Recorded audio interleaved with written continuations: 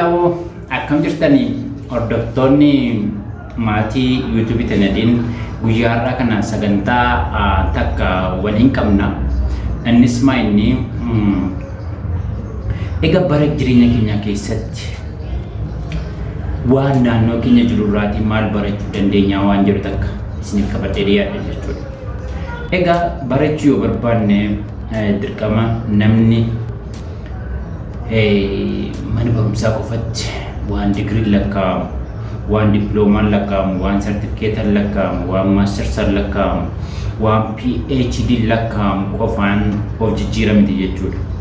Waanuma naannoo isaatti argamu keessaati fakkeenya tokko fudhannee waliin laalla jechuudha. Innis inni mootii simbiraa kan jedhamu risaa irraa maal barachuu dandeenya yaada jedhu isiniif kaasee waliin akka irratti mari'annu barbaada jechuudha. Egaa risaan amaloota gurguddaa 5 namni gara isaatti yoo deebisee irraa barachuu danda'u qaba jechuudha. Isaan keessaa ka jalqabaa risaan fageenya kiiloomeetira 5 ta'uu danda'u irratti waan adamsu waan nyaachuu barbaade sana xiyyeeffatanii arga jechuudha.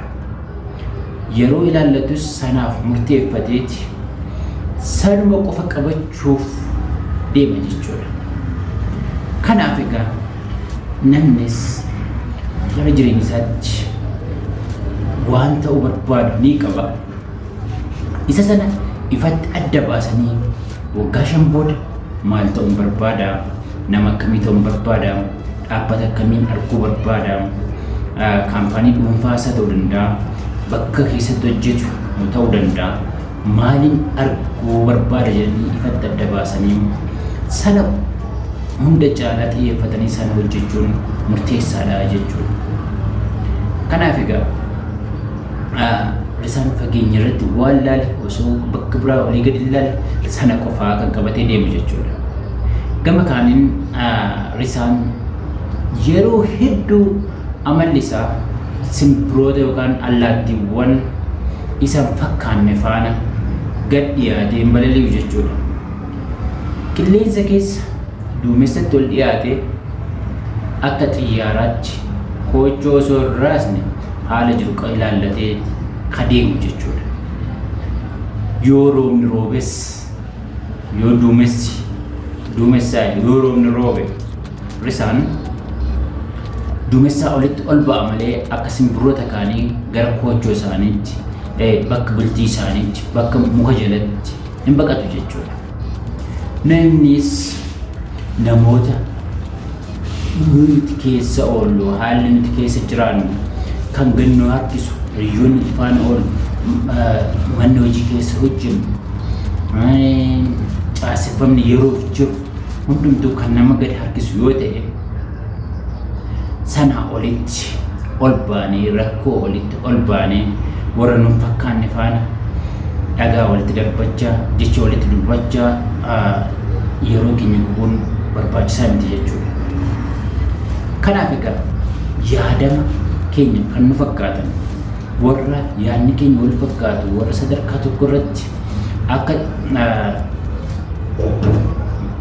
dhaabaa reediyoo walii warra hin saamne irraa wal fagaannee warra rifeensi isaanii nu fakkaatu waliin balali'uu isaanii ilaallee akka isaanii ta'uu nu baasaa jechuudha. Gama kaaniin egaa risaan wanti guddaan jireenya isaa keessatti murteessu keessaa tokko yoo murtee kana murteesse waggaa 70 jiraata jechuudha. Yoo kana murteessine garuu waggaa 40 caalaa hin jiraatu jechuudha. Kanaaf risaan waggaa 40 irratti murtii tokko murteessuu qabaa jechuudha. Innis maal murteessa? Yeroo waggaa 40 fixutti biikkiin yookaan kombiin risaa guddateeti ni jallata jechuudha. Keessa jallata yeroo adamsus sanaan waa qabachuu hin danda'u ofitti jallata waan ta'eef. Gama kaaniin koochoon isaa akkanatti bal'isu akka kaattuu xiyyaaraa fakkaatu sun ni jabaata. Jabaachuu irraatiin guddatee ni dullooma akka barbaade sochii barbaade socho'uu hin danda'u jechuudha. sanaaf akka barbaadetti balali'ee akka barbaadetti ciniinee fudhachuu hin danda'u jechuudha. Kana murtee guddaa jireenyi isaa waggaa 30 isaaf dabaluu danda'u murteessa jechuudha. Innis maal godhaa?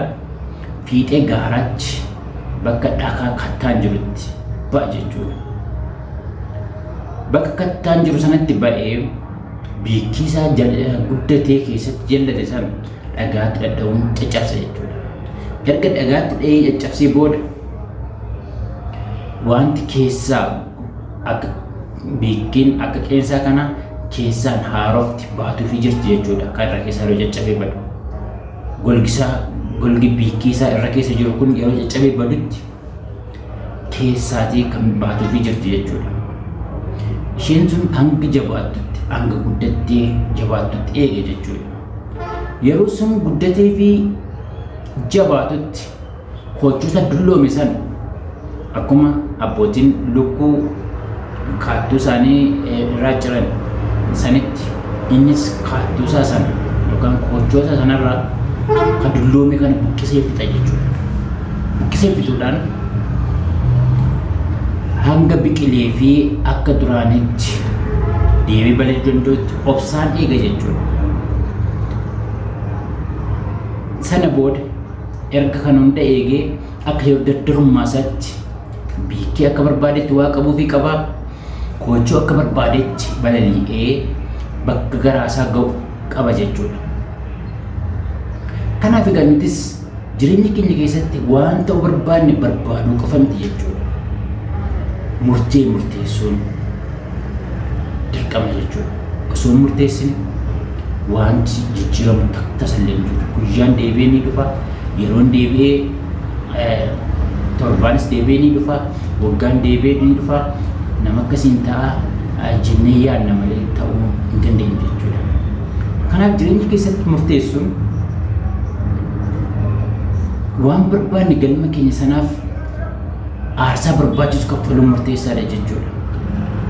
Keessattuu yeroo risaan biikkii isaa dhagaatti dhadha'u sana dhukkubbii hamaan itti dhagahamuu danda'a. Dhukkubbii hamaan itti dhagahamuu danda'a sana obsee dhiigees waan fe'e ta'u obseeti keessa darba jechuudha. Yeroo kaayyoo keenyaaf jiraanna jedhu waan murteeffanneef yeroo jiraanna jedhu sadarkaa dhuunfaatti miidhamuu dandeenya, sadarkaa maatiitti miidhamuu dandeenya, sadarkaa mana hojiitti miidhamuu dandeenya, waa hedduun miidhamuu dandeenya jechuudha. Haa ta'uti garuu dhukkubbii sana yookaan aarsaan sana kaffaluun murteessaadha jechuudha. Akkuma risaan hanga erga kochuusaa waan dabarsee waan irratti dulloome sana ofirraa baasee hanga wanti haaraan dhufuufitti akkuma eeggatu namas obsi ni barbaachisa jechuudha. Keessattuu obsi hanga wanti har'aa hojjechuu eegalte ammuma bu'aasaa arguu hin dandeessu jechuudha. Kanaaf maali wanti nurraa namarraa eegamu obsaan hanga bu'aasaatti eeguun murteessaadha jechuudha. Namoonni waa tokko hojjechuudhaaf ni murteessu, akkuma murteessaniin hojii ni eegalu, baay'ee ni sossoo'u, bu'aasaa amma waan eeganiif abdii kutatanii dhiisu jechuudha. Naan milkoofne jedhama. Kanaaf obsaan eeguun murteessaadha jechuudha. Gama kaaniin risaan